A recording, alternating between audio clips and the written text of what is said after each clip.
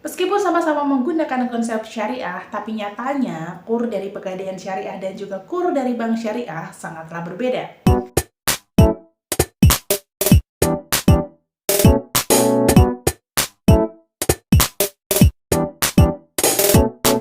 Assalamualaikum warahmatullahi wabarakatuh. Selamat datang kembali di Arimbi Channel. Tentunya masih bersama aku Mutiara Arimbi. Di video kali ini kita kembali lagi bakalan review aplikasi pinjaman, yaitu pinjaman usaha, apalagi kalau bukan kredit usaha rakyat atau KUR. Tapi bedanya KUR yang akan kita bahas yaitu adalah KUR Syariah, di mana kita bisa mendapatkan KUR Syariah ini melalui Pegadaian Syariah dan juga Bank Syariah. Meskipun keduanya sama-sama KUR syariah, tapi nyatanya baik dari Pegadaian Syariah ataupun dari Bank Syariah, mereka akan menetapkan persyaratan atau peraturan yang berbeda untuk nasabahnya.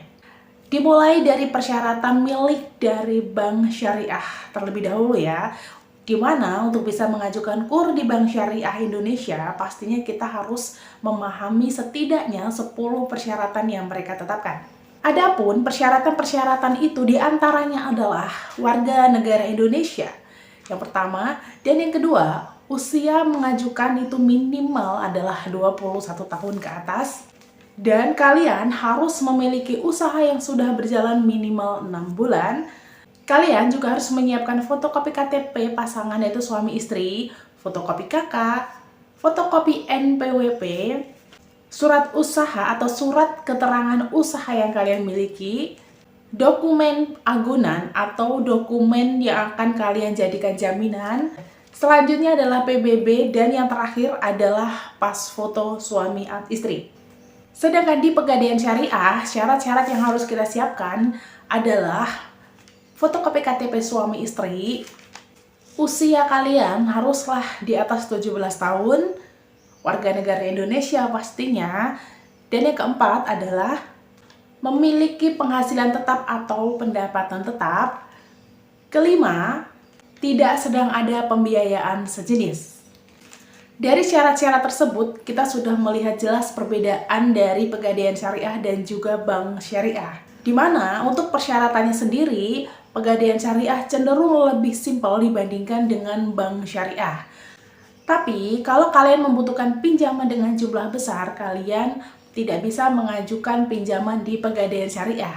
Karena jumlah pinjaman yang ditawarkan Pegadaian Syariah untuk calon peminjamnya hanya sampai dengan 10 juta rupiah, sedangkan untuk Bank Syariah, jumlah pinjaman yang mereka tawarkan sampai dengan 500 juta rupiah. Lanjut kita ke perbedaan selanjutnya, di mana pada persyaratan yang ditetapkan Bank Syariah tadi, kita diminta untuk menyiapkan salah satu persyaratan yaitu dokumen agunan atau dokumen jaminan. Itu bisa berupa BPKB, bisa berupa sertifikat. Yang pasti itu adalah jaminan ya teman-teman. Artinya kita bisa mengajukan pinjaman di Bank Syariah Indonesia ini harus dengan menggunakan jaminan. Berbeda dengan Pegadaian Syariah di mana kita bisa mengajukan pinjaman tanpa ada jaminan apapun. Hal ini bisa terjadi karena memang jumlah pinjaman yang Bank Syariah tawarkan itu jauh lebih besar dibandingkan dengan jumlah pinjaman milik dari Pegadaian Syariah.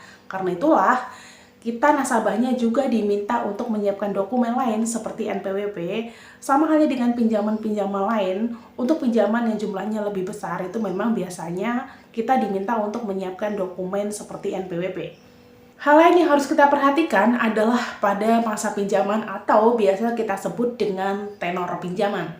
Pegadaian Syariah menawarkan kita masa pinjaman mulai dari 12 sampai dengan 36 bulan atau 3 tahun.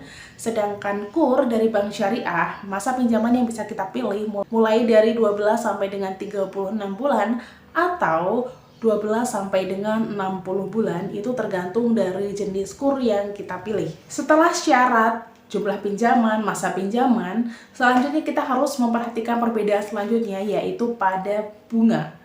Di mana pada dasarnya memang kalau pinjaman syariah tidak menetapkan bunga sama sekali ya teman-teman. Tapi bukan berarti kita nasabahnya tidak dikenakan biaya.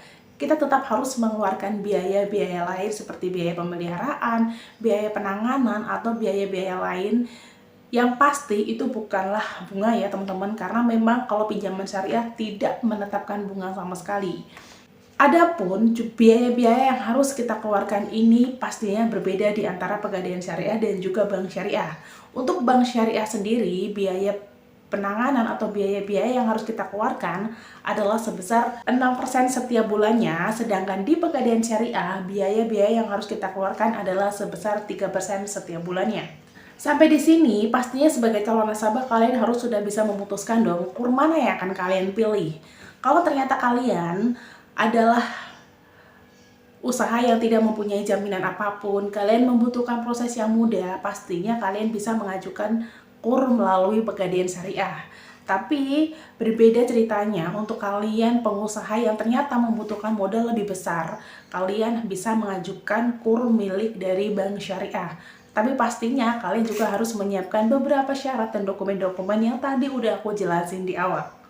Selain dari beberapa perbedaan yang tadi udah kita bahas di awal, baik dari Pegadaian Syariah ataupun Bank Syariah, mereka juga punya persamaan ya, di mana nasabah tidak bisa mengajukan kur dari Pegadaian Syariah atau kur dari Bank Syariah kalau nasabah tersebut masih dalam pembiayaan sejenis.